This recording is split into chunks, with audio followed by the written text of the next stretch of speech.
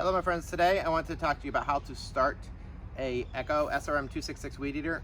So you want to make sure your gas is right. I already did a video on how to get like the right gas fixture for like 2-cycle.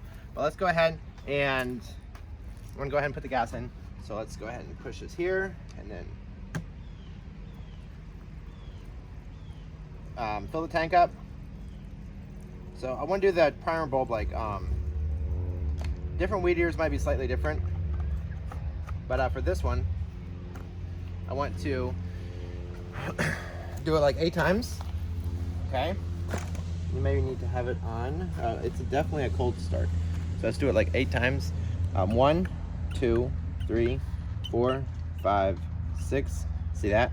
It's in now. 7, 8. Okay, good. So I primed it. You want to make sure that it's on run. Okay, its back is stopped, so that should be run. You might want to give it a little bit of throttle, and just kind of maybe just like a little bit right here. This is the throttle, and then you have to push this on and that to have the throttle.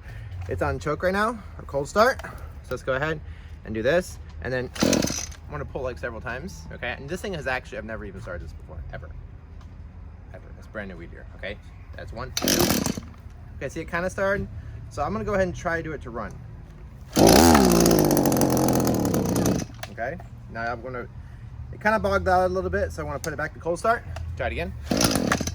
Okay, one more. Flip it down to run. It was on choke, now to run. There you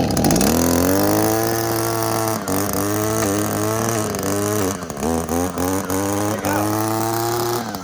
This has never actually been run before. Ever.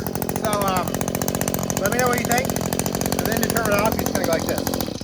Please subscribe, turn on notifications. Love y'all, and bye. I thought you were gonna feed the cold.